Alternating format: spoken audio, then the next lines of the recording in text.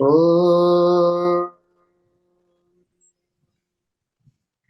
Shri Gurubhyo Namaha Harihi Om Sahana Vavatu Sahano Bhunaktu Sahaviran Karavavahai Tejasvinavadi Tamastu Ma Vidvishavahai Om Shanti Shanti Shanti.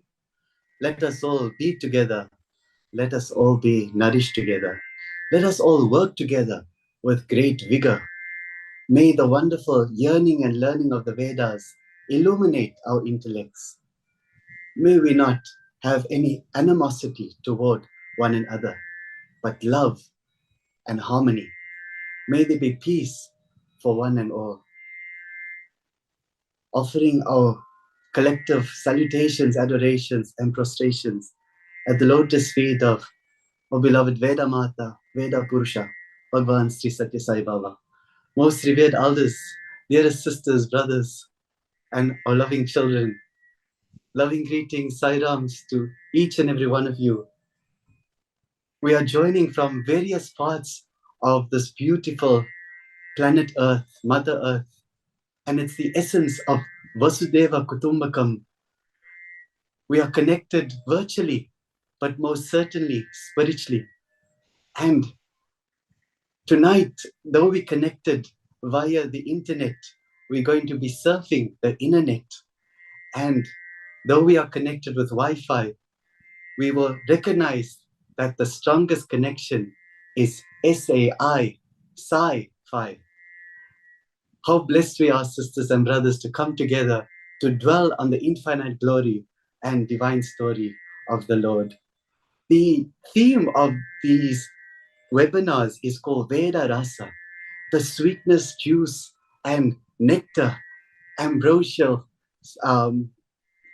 honey of the Veda. And I'm sure, sisters and brothers, you will all agree that there can't be a more apt or suitable instrument of the Lord to share the sweetness of the Veda than Uncle Shekharji. For every line, rather every syllable of the Veda, he expresses the true inner meaning and sweetness. When I think about it and contemplate, I'm reminded of a paragraph from Hanuman Chalisa. It says, Laye sa jeevana lakana jiyaye, Shri Raghuvir harashuralaye, Raghupati kini bahutu badaye, Tumma mama priya bharatai samabhaye. That when Lakshmana was injured by Indrajit and they consulted the doctor in Lanka, Sushena, what is the cure? He said, it's very difficult. There's only one cure. There's a herb, Sanjeevani, but it's found by the Himalayas. Before he could complete the sentence, Hanumanji was off in a leap and brought back this entire mountain which had this herb. And Sri Rama said, Tuma mama priya bharatai samabhai, you are as dear to me as my brother Bharata, and he embraced him. When I think about it, I feel that in 2006, when Bhagavan Sri Satya Sai Baba in the Atirudra Mahayajnam in Prashanti Nilayam said that the Veda should go to every country and one and all should learn it, for that is the cure for humanity. Before he could complete that sentence, Uncle Shekhar was flying to various parts of the world, and like Hanuman set the entire Lanka alight. Wherever Uncle Shekhar goes, he spreads the light of the Vedas. Sisters and brothers, I'm sure you all will agree how blessed, how fortunate we are. South Africa, rather Africa, the soil of Africa is so blessed that for the first time this year, we had an Atirudra Mahayajnam, and Uncle Shekhar was truly instrumental in orchestrating this beautiful Mahayajnam. How do we express gratitude? We can say that Uncle Shekhar is a citizen of South Africa. And I'm sure all the brothers and sisters from around the world will agree that he feels a part of every country of this world. When we look at the Uncle Shekhar being born in India, residing in America, and touching the hearts of South Africa. In South Africa, it starts with S. America is A, and India is I. SAI, the golden triangle. We're ever grateful to Uncle Shekhar. And thank you, Uncle Shekhar for your time. And I think everyone is just looking forward to being in satsang with you and just experiencing the sweetness and nectar of the Veda. So I wish I could go on and just express our gratitude and our love, but I'm sure everyone is waiting just to hear from you the wonderful essence of Shivopasana. On that note, sisters and brothers, how fortunate we are as well that during this time of Shravana Masa, and on the cusp as well of Krishna Janmashtami, to come together to be in satsang today. Sisters and brothers, if you have any questions as well, you're welcome to put them in the Zoom chat box or the YouTube chat box. And at the end, Brother Samart will be sharing the questions with Uncle Shekharji, and uh, you'll be able to discuss them.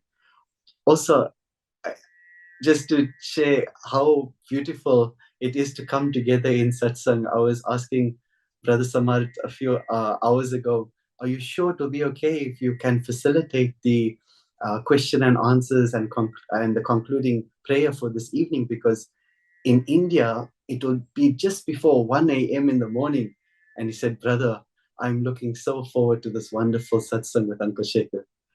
So, sisters and brothers, that just provides the essence as well of how blessed we are this evening and for the next three Fridays as well.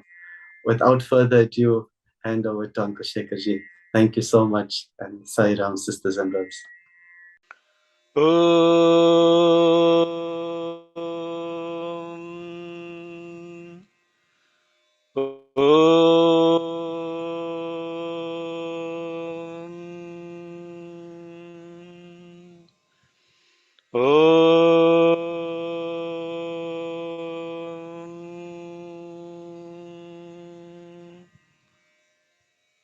गणानान्त्वा गणपतिगुं हवामहे कविं कवीनामुपमश्रवस्तमम् ज्येष्ठराजं ब्रह्मणां ब्रह्मणस्पत आनः शृण्वन्नोतिभिः सीदसादनम् प्रणो देवी सरस्वती वाजेभिर्वाजिनीवती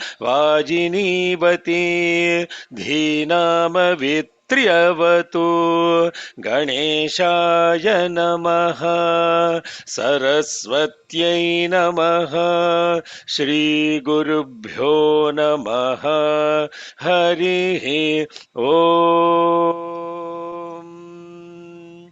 हृदाकाशे सदा भान्तं शान्तमानन्दरूपिणं ज्ञानभानुमहं वन्दे सद्गुरुं सत्यसायिनम् ॐ श्रीगुरवे श्रीसत्यसायिनाथ श्रीपादुकां पूजयामि नमः ॐ श्रीपरमगुरवे श्रीशिरिडिसायिनाथ श्रीपादुकां पूजयामि नमः ॐ श्रीपरमेष्ठिगुरवे श्रीदत्तात्रेयस्वामि श्रीपादुकां पूजयामि नमः सद्गुरुचरणारविन्दाभ्यां नमः ॐ नमो गुरुभ्यो गुरुपादुकाभ्यो नमः परेभ्यः परपादुकाभ्यः आचार्यसिद्धेश्वरपादुकाभ्यो नमोऽस्तु पर्तीपति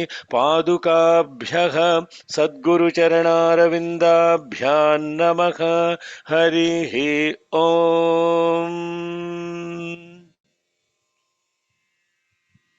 Good morning, good afternoon, good evening, Hari Om, Shalom, Sairam, Namaste.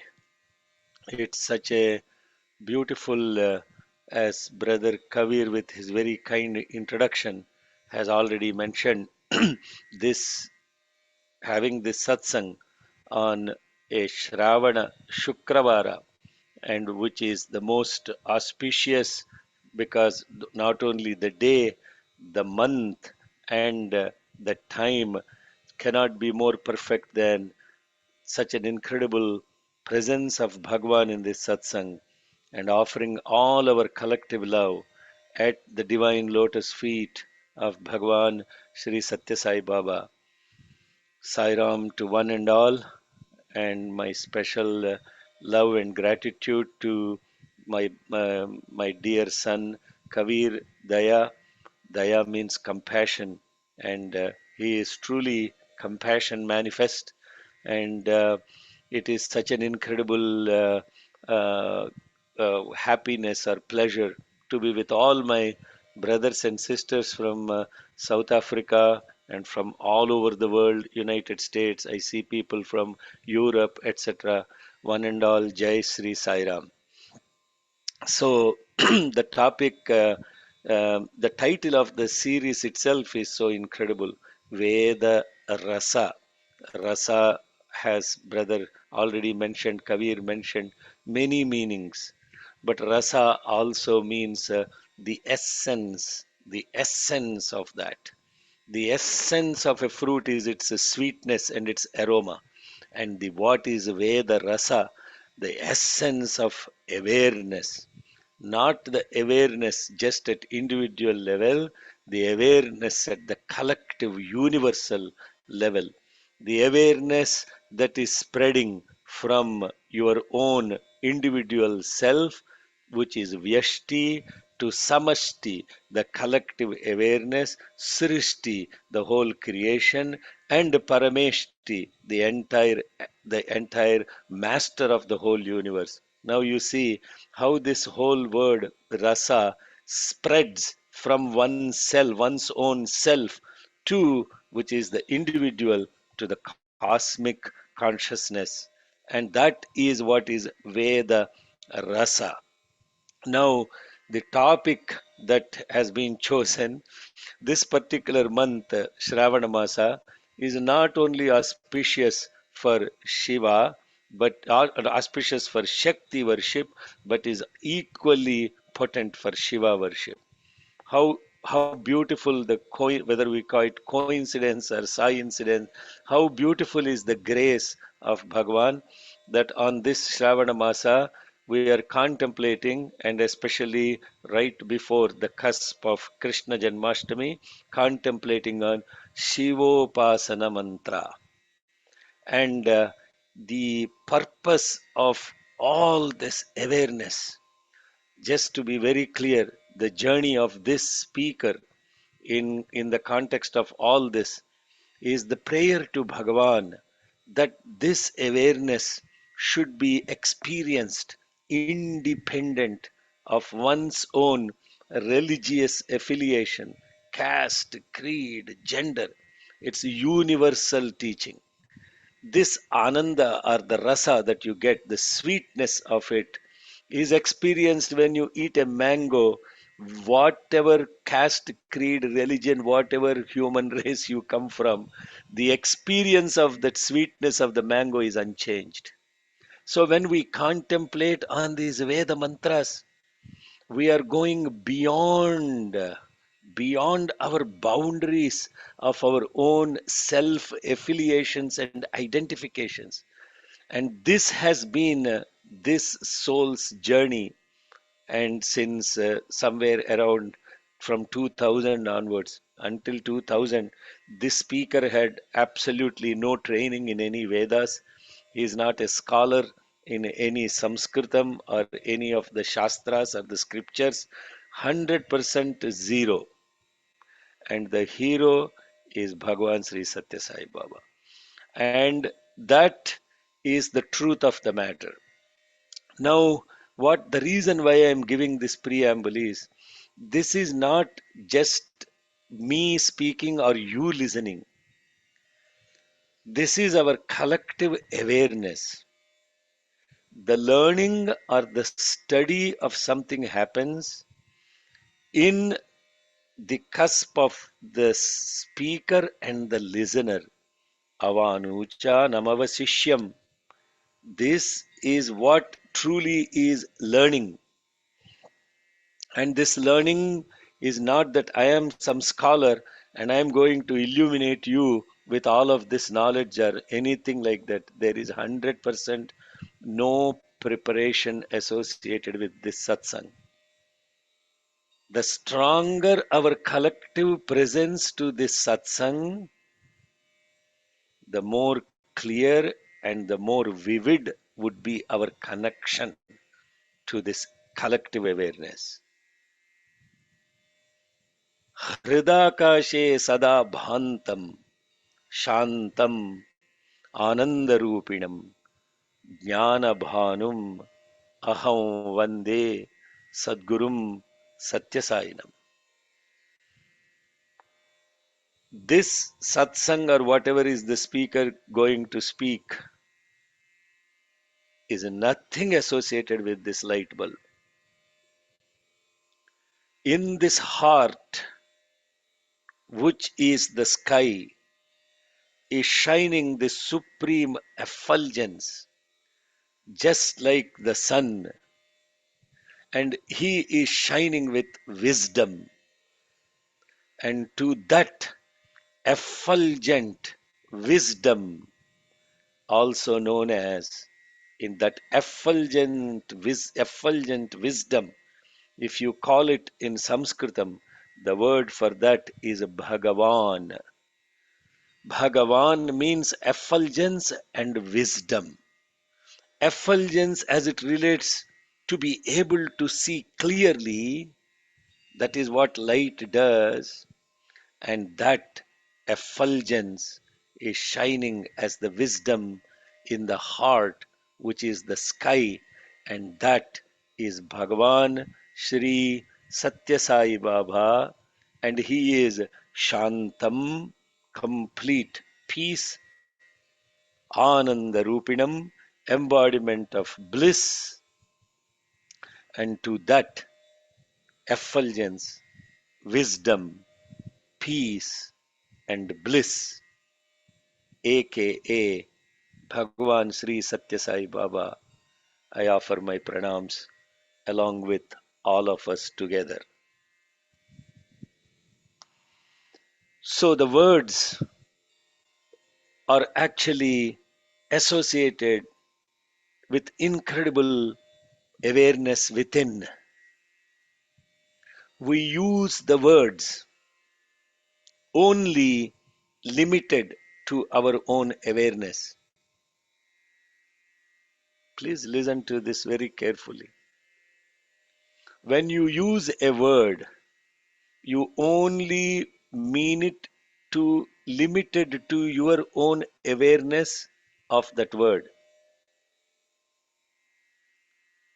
and therefore the limitation is our own awareness. It's not about the word.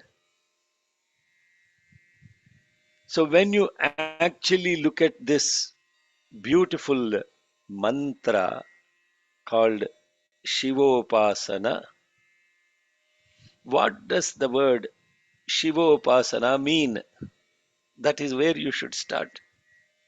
And when we start there, just in that word, Shivopasana, the entire essence of the hymn is in nutshell. It's like the seed. In that seed is present a magnanimous tree, a vatavraksham, a banyan tree is present in this little seed. And when that is expressed, and that expression is called mantra. Mananat trayate iti mantraha. That which opens up through contemplation, through concentration first, through contemplation, through meditation, through awareness. That mantra is the seed, and that seed now opens up into this beautiful awareness, and that is the hymn. So, in this mantra, the seed called Shivopasana is embedded the rest of the entire hymn. So, what is Shivopasana? In the word Shivopasana, there are three words that have come together to make that word Shivopasana. First one is Shivaha, second one is Upa, third one is Asana. Shivaha plus Upa, when joined together, the frication or called the Visarga Ha followed by an vowel turns into Shivo. So therefore we now converge to two words. Shivaha plus Upa became Shivo. Shiva, Upa become Shivopa. Then the third one is left, Asana. Shivopa plus Asana became Shivopasana. I know this is a webinar associated with giving some lecture, but I am not a pandit or a scholar to give lectures. I am more than ordinary. And so if someone is more than ordinary means it starts with looking at thing as it is, no intellectualization. So we are looking at this word called Shivopasana. And then we look at the word Shivopasana. There is Shivaha, Upa, Asana. So what does now each one of those mean? What is Shivaha? What is Upa? What is Asana? Let's start with the simple one. Asana. Asana means seat. Upasana means to be closely seated. What does it mean to be seated? To be seated means, let's be very clear, when you are seated, you are present at one place. When you are walking, you are not present at one place. You are running, you are not present at one place. Only when you are seated, you are present at that place. So therefore, we are now seated. We are present. We are not moving. We are steady. So for any mantra to be experienced, you first have to be steady. Steady. In study. Study. You cannot be a jumping Jones, multitasking, doing all those stuff. And if you are multitasking, jumping from one place to this place, oh, let him talk, I will check my WhatsApp messages in the meantime. You are not present, you are not seated because your mind is running, it is jumping. So, the first thing to do is this concentration, this focus. And then when you do that, and then we are saying, oh, I am going to be now steady and I am going to be seated close to this thing called Sivaha.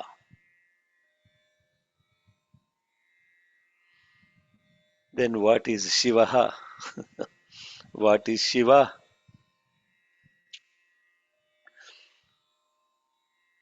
My prayer to Bhagavan Sri Satya Sai Baba when I started on this journey of Veda study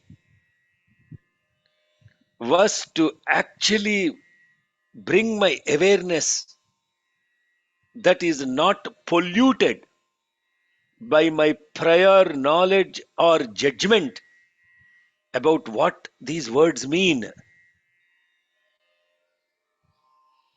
And it is his immense grace that in this 24 years of this Veda study journey, where the master is always giving this awareness that is unpolluted by any prior understanding of that word. Erase it, Swami. Erase my understanding of what this word Shiva means. A white guy with matted hair sitting on a mountain and chilling out. Erase that. First, erase that. Erase. Clean slate. Be steady. Be aware. Arey, sir, what are you doing? I thought this mantra is really about invoking this Lord Shiva so that he will protect me, so that he will do this to me, do that to me. And then I am a bhakta, he is the God, and all of that stuff, all that paraphernalia. There is nothing wrong with that. Okay? I'm not trying to judge that awareness. The only issue with that is it is limited. It is limited. You have bound this incredible phenomenon called Shiva, and you have taken that infinite awareness, and now what you have done is you've put it, confined it to an idol, confined it to a picture, confined it to your image and imagination. That means you have limited the unlimited. How? Because your image of Shiva is only applicable to a finite number of people called Hindus. You see this beautiful backdrop that uh, of Sacramento Sai Center. You see on the sides all the religions, the Omkar, the wheel, Buddhist wheel, the cross, and then there is that Islam symbol, the Judaism, and in the bottom that the Nandi is covering is the flame of Zarathustra, Zoroastrianism. What happens to all those other faiths? Is this word Shiva then irrelevant to them? So now you can see this quest, this journey in learning the Shivopasana mantra. And if Bhagavan has said that all should learn and practice this Vedas, if what he meant by that statement is that Shiva is limited to that image of the Hindus, what happens to all the rest of them? Shouldn't they not be learning Vedas? Should they be irrelevant? Now you see, this is a very, very important part of being a Satyasai devotee. And when Bhagwan says that Vedas are applicable to all faiths, all people, independent of caste, creed, religion, gender, affiliation, all that stuff, then what we need to really focus on is contemplation of this mantra and understanding of this mantra that is applicable to all of the above. So now we are getting into the topic of what is this Shiva? I didn't say even who is this Shiva. What is this Shiva? What is this Krishna? What is this Narayana? What do all those things mean? What do those words applicable to not my own individual preference of awareness, but awareness that is applicable to all religions, all universe even. So Shiva ha, The word Shivaha or Shiva has innumerable number of meanings. If you only look at the meaning of it, and none of them actually refer to a white guy with matted hair sitting chilling out on an ice mountain. When you have, if many of you I know here have on this forum have attended the Rudra Jnana Yajna and also the beautiful satsangs that we had in South Africa in August of last year, dwelling on this Sri Rudram. And in that context, let us recall what the word Shiva really implies. Shiva implies, brothers and sisters, many meanings. In English, I will first say Shiva is peace, Shiva is serenity, Shiva is purity, Shiva is safety, Shiva is restfulness, Shiva is security, Shiva is auspiciousness, Shiva is a liberation. For those of you who love to hear those in Sanskritam, Shantam, Shubhram, Shuddhata, Kshema, Vishranti, Bhadram, Kalyanam, Moksham. Are so beautiful, no? Anyone from any religion would love to have these things. The essence of any religion, if you look at them and what they convey, you practice a religion for peace, for serenity, for purity, for safety, to be restful, for security, for auspiciousness and liberation. So the word Shiva is now universally applicable with all those synonyms associated with the word Shiva. Shiva, as those synonyms, is now broken the shackles of confining that Shiva to one idol. So we took this word Shiva as the idol and transformed it into this ideal. And the ideals being that which confers, bestows peace, serenity, purity, safety, restfulness, security, auspiciousness, and liberation.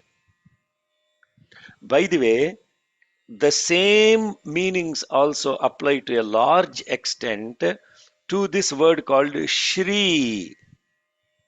Now you understand why Shravana Masam is auspicious both for Shiva and also for Shri, that is the Shakti aspect of it. So the word Shiva, Shri are in a way synonyms. Shiva, in essence, awareness. Shiva is presence. So Shivaha, now we understood what is this Shivaha. Then the next aspect is Upa Asana. Now let's get into that and let's now get seated in that. So far so good. So if that is what Shivopasana, what is this hymn really talking about? And let's broadly look at how this hymn goes. Most of you probably already learnt it, are learning it. And by the way, if you want to learn this mantra, including all the aspects of pronunciation, intonation, duration, frication, continuity, as a complete experience of it, we have shared, and I'm sure Kabir has shared that, or he can post the link on the chat on where this particular file is present, so that while we go through this, you don't get distracted through this. You will have what this mantra is really about.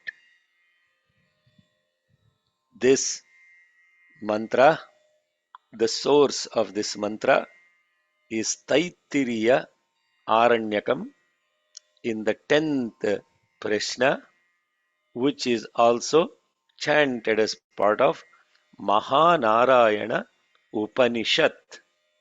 Let's be very clear. When we contemplate on these mantras, we acknowledge the source. We acknowledge what is the source in which this beautiful hymn is elaborated on. And for those of you who have already know this mantra, you can divide this mantra into three parts. The first part is where you get this refrain or repetition of linga, linga, linga. So how does that go? ॐ निधनपतये नमः निधनपतान्तिकाय नमः ऊर्ध्वाय नमः ऊर्ध्वलिङ्गाय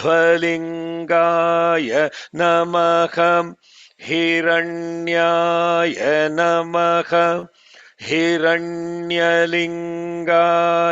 नमः सुवर्णाय नमः सुवर्णलिङ्गाय नमः दिव्याय नमः दिव्यलिङ्गाय नमः भवाय नमः भवलिङ्गाय नमः शर्वाय नमः शर्वलिङ्गाय नमः शिवाय नमः शिवलिङ्गाय नमः ज्वलाय नमः ज्वललिङ्गाय नमः आत्माय नमः आत्मलिङ्गाय नमः परमाय नमः परमलिङ्गाय नमः एतत् सोमस्य सूर्यस्य सर्वलिङ्गस्थापयति पाणिमन्त्रं पवित्रम्. This is the first part of the mantra. And now in this mantra, there is a repetition of the word. You say something and you associate a linga with it. After the very first mantra, Nidhanapataye namaha, Nidhanapatantikaya namaha. Then it starts all the lingas. Urdhvalinga, Hiranyalinga, Suvarnalinga, Divyalinga, Bhavalinga, Sharvalinga, Shivalinga, Jwalalinga, Atmalinga, and Paramalinga. How many? 10. 10 lingas are invoked. Clear, no? I'm counting one more time.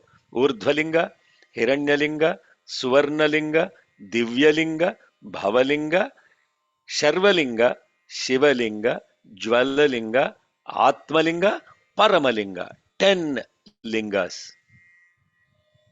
Arey, what is this lingas now? You see this beautiful backdrop.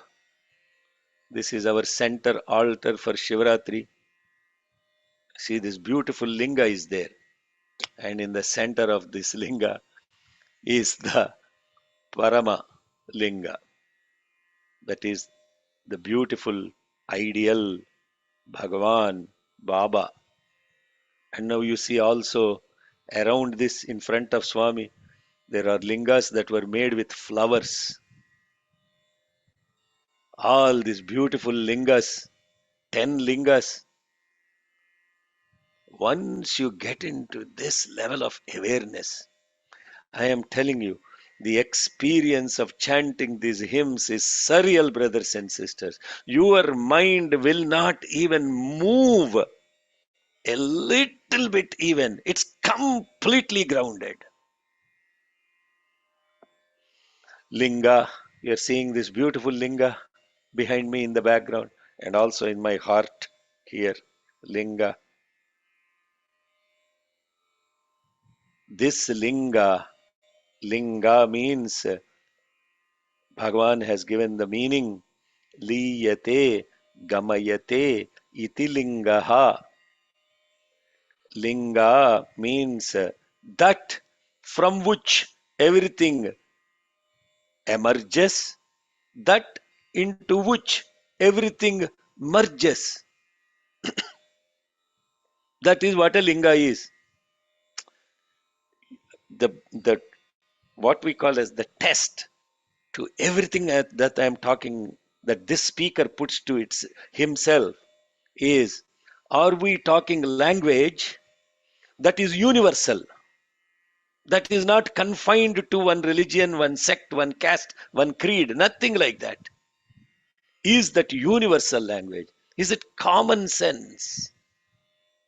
Is it common sense? So everything we talk about, if it doesn't meet that metric of common sense, then we failed, because we are not connecting the individual awareness to collective awareness. Only when you can connect your individual awareness to collective awareness, then you will be able to totally transform yourself and ascend yourself in your awareness. Otherwise, you will be stuck in the rutter like a mouse, thinking that, like a frog in the well that thinks that it is now in an ocean. And then this frog in the well, a bird was carrying a fish, and by mistake it dropped into this well. And the frog in the well asked, "Hey, welcome to my home. Where did you come from?" "Oh, I came from the ocean." "Ocean? Is that as big as this?" The frog is asking the fish from the ocean, "Is your ocean as big as this?" And you are the fish. How do you answer that question? So, therefore, from a frog in the well, your awareness has to expand to that fish in the ocean. And that can only happen if your God is complete, is complete, has absolutely no affiliation with any religion, loves every religion, love all, serve all. The word love all doesn't mean an emotional love to everybody, brothers and sisters. The word love means, have you expanded your awareness? Only when you expand your awareness, you are in love. And therefore, we're talking about this word linga. We talked about the word Shiva. Now we are talking about the word linga. And this linga means what? An oval object sitting on a platform. And that image of that is now confined to who? That means you are now frog in the well. So therefore, what did Bhagavan say? Linga. What does linga mean? Bhagavan said, that from which everything emerges, that into which everything merges, this is linga. Oh my God. Okay, Samardhar Kavir, you need to give me 5 minutes warning. So, because if there are any questions, I would also like to take. So now we are at this point of the word called linga, and linga means that from which everything emerges, that into which everything merges. Oh, what is that? What is it in you? What is it in you or in each and every one of us from which everything is emerging and into which everything is merging? What is it in you? Each and every one of us. What emerging means that which is taking you outside, that which is bringing it back inside. Simple. Emerging, merging. That which is taking outside, taking your awareness outside and bringing back your awareness inside. What is that in each of us? And when we connect to that, then the next thing we have to do is that common to everyone? Because now you took your individual awareness and synchronized with the collective awareness. You are all thinking what some lecture will be given with all experiences of Bhagavan Baba, and then we will have this sat sang, SATSANG, lot of people sitting at one place and singing, and they call it satsang or sat sang, SATSANG. That is not what this is about. This is really about our awareness. Okay. That which is going out when you look at something, let's now be very clear, is the thought.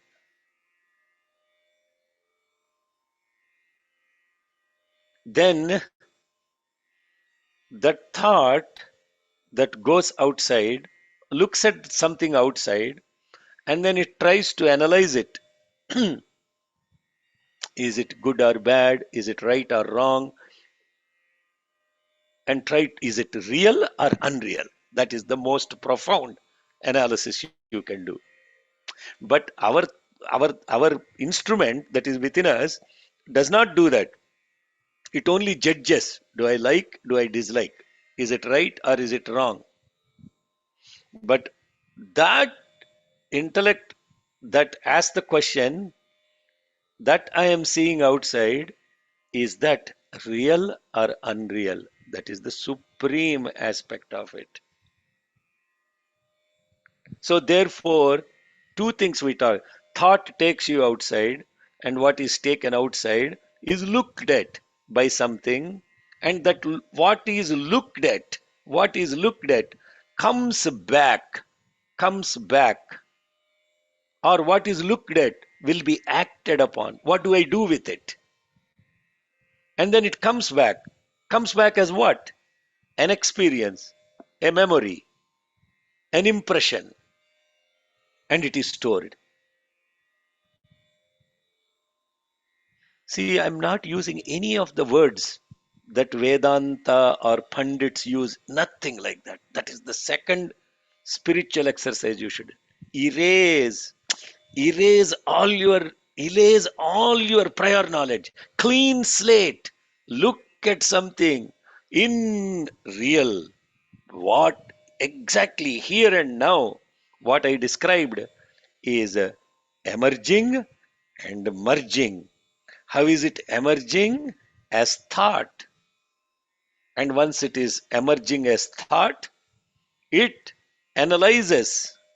Once it analyzes, it asks the question, should I do something about it or not do something about it?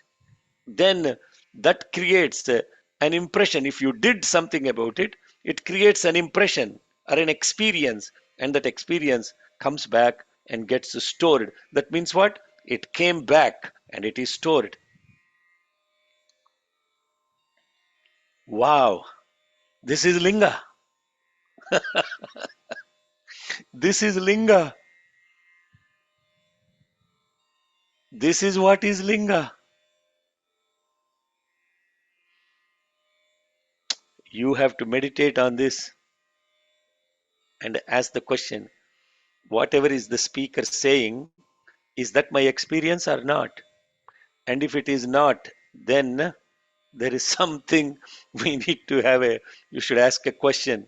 Whatever I described, brothers and sisters, is the experience of a human being, period, not associated with any individual category. Just think about it.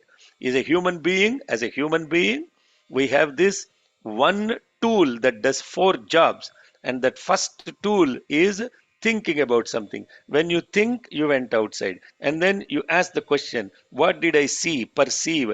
And that perception analyzes, is it right, wrong, good, bad, happy, unhappy, whatever is the dualistic approach. And then, but the real thing is it real or unreal? That is the ultimate question. We never ask that question. We are only, we confine our thought analysis only to duality. And when we confine our analysis to duality, then what it does is it propels you to do something about it. I see something. Should I should I take it, not take it? Should I experience? Now, what do I do about it? That is the action. And then the last part is the experience of that collective of seeing, analyzing, doing creates an impression, and that impression is the memory. That's it. This is linga, emerging, merging. Wow.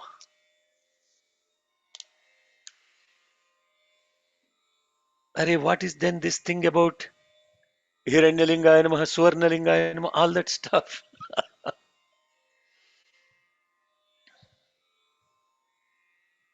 The first portion that I chanted with the lingas.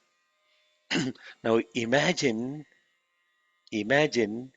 if you have this at the individual level and the same thing is happening at cosmic level. At cosmic level. It is happening at the cosmic level. Whatever this human body is endowed with or blessed with is present to, it is happening at the cosmic level at a multitude that is unimaginable. Wow. Then that cosmic thing, whatever you call it, that is moving, that is analyzing, that is doing, and that into which everything is merged, those are the 10. Actually, 9. Actually, 9. The last one is a beautiful is a beautiful thing called the ultimate parama, paramalingaya nama. But all this, the most important thing is the 10th one, but all the 9 are already present. This is dashama. This is a very important number, dashama. Therefore, it is called Vijaya Dashami. Dashami is a very important number. 10. Number 10. And I will close this satsang with the number 10 with a beautiful with a beautiful parable that is described in Upanishads. 10 people crossed the river, and after crossing the river, one of them wanted to make sure all the 10 have crossed. And then he started counting. 1, 2, 1, 2, 3, 4, 5, 6, 7, 8, 9. 9. Only 9 he could count. 9 he could count. And then 10th one, hey, what happened to the 10th one? Arey yaar, he told the group, the 10th one is missing. We are missing one guy. Maybe he drowned in the river. And they all started crying so loud. And then one of the fellows like me happened to pass by. All these people crying. Arey guys, why are you crying? And the guy said, sir, we were 10 of us. And we cross the river. One is missing. And we are worried what happened to the 10th guy. And immediately the fellow recognized the problem. And then he said, Arey, count again. Okay. Tom, Dick, Harry, John, whatever. And then he stopped at 9. And then he took his finger, pointed at him, and then he said, You are the 10th. Dashamas Tvamasi. You are the 10th. And everybody was happy. That is the story about the 10. Let's pause here. Back to my brother Kavir, um, or Samarth, I guess. So let's look at the questions. Yes. Sai Let's Ram, close. Sai Ram. Yeah, and then you do the closing prayers. Sure, sure, Uncle. Yeah. I think you paused perfectly. I think you didn't need any reminder. I think that there's three questions so far. The first one is from YouTube. Actually, we can take that. I think they are requesting for clarity, what is the difference between mantra as opposed to suktam? Ah, okay. Maybe we can take that Okay. one first. Yes. Okay. Yeah. Mantra is a pearl. Suktam is a pearl necklace.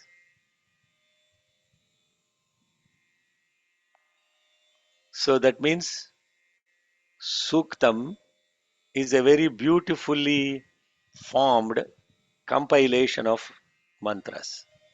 Su Uktam becomes Suktam. Su means beautifully. Uktam means presented or spoken. So what you heard for the last 1 hour is Suktam. Okay. That which is beautifully stringed together.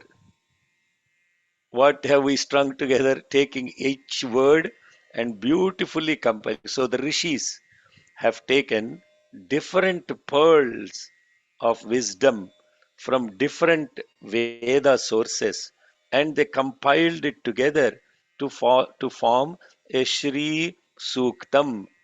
And this Shri Suktam was compiled because this is Shravana Masam. This Shravana Masam is very auspicious for Shri Suktam. That Suktam was assembled by three rishis that were the sons of Mahalakshmi, so called sons of Mahalakshmi. That is Ananda, Kardama, Chiklita. Those are the three rishis that compiled that beautiful Suktam, Sri Suktam, and the mantras within that Sri Suktam, each one of them, which is 15 mantras, those 15 mantras were compiled from Rigveda, from different places. Rigveda. That is the answer to that question. Thank you, Uncle. Thank you. I think the next one is on the Zoom by I Yamamoto. And it's mentioning that I understood that moksha is not something you reach or earn. It's just to get rid of ignorance and be as I am. And I understand the truth intellectually, but I feel like I have no freedom and waiting for the right time. Is it possible to have true freedom with this body and mind? Wow. This is a deep question from this person called I. Yes. I Yamamoto. And the first time I asked her, Who are you? Oh, I am I, she said. I am I. As I still remember that in South Africa, she came to South Africa, Yajna, I. And when I asked, Who are you? She said, I am I. I said, Wow, that's so beautiful. Oh, so profound. So no wonder this question is coming from I. So the question we have to ask is which I is asking this question? The I that is asking this question, if it is the I as the body AI, or if it is the I AI as the mind, answer is no, there will not be freedom. The freedom will only come when AI becomes I, and then it becomes I am I. That is the simplest answer to this question from I, but it is much deeper. And she has actually answered her own question in saying, intellectually I understand it, but how do I actually live it? Let's go through Shivopasana Mantra three parts, and you will get the answer from this Shivopasana Mantra. So stay tuned and be steady. Jai Sai Ram. What's the third Thank question? you. Thank you, Uncle. Last question is from uh, Kugan. Many thanks for the satsang. How to begin expanding our awareness? I think you started off with awareness, and I think in the initial part, this question was asked how to begin expanding our awareness. Yeah, I think we went through that significantly, how the awareness starts and then how it actually expands, right? So the way the awareness expands is by allowing or focusing or disciplining the mind to see what is common or what is the common denominator between us as an individual to the we as the collective. How do we see this? If you take the word illness and wellness, illness is ILLNESS, wellness is WELLNESS. So when the I became we, illness turned to wellness. Jai Sai Ram. Sairam, Sairam. Beautifully said, Uncle. Thank you. Okay, great. I think Are you with awake? Are you awake, yes, Samarth? I'm awake. I'm awake, Uncle. I'm fully awake, more awake than I thought I would be. It's only 12:30. Such a beautiful satsang. So, yeah, I think first of all, humble salutations to the divine lotus feet of our beloved Lord. I think, dearest brother and sisters, it's been a pleasure to have Uncle Shekhar talk about, I think, inner significance and starting just, we are just scratching the surface. But really, thank you, Uncle, for sowing the seed, like you beautifully explained, of Shivopasana Mantra. And I pray to Swami as we contemplate deeper and deeper the mantra, we chant the mantra and the mantra starts to chant us. So we pray to him that we become more present and steady in the study. I would like to express a heartfelt gratitude to you and to Vedas for All to provide such a wonderful platform to spread this divine mission, to the Kavir for setting up this webinar, and all of you who have joined today's satsang, for your time and commitment in your yearning to learn, and to above all, to our dearest Lord for showing us via Uncle Shekhar the universality of the Vedas.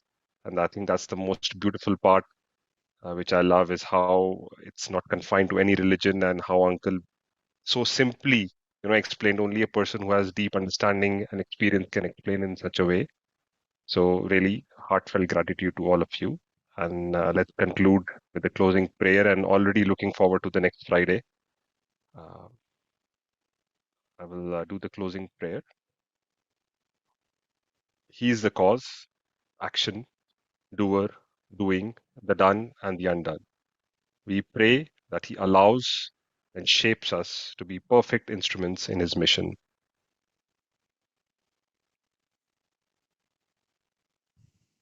Om Saishwaraya Vidmahe Satyadevaya Dhimahi Tanna Sarva Prachodayat. Om साईश्वराय विद्महे सत्यदेवाय धीमहि तन्नः सर्वः प्रचोदयात् ॐ साईश्वराय विद्महे सत्यदेवाय धीमहि तन्नः सर्वः प्रचोदयात्। ओम शांति शांति शांति। जय बोलो भगवान श्री सत्य साईं बाबा जी की जय। जय।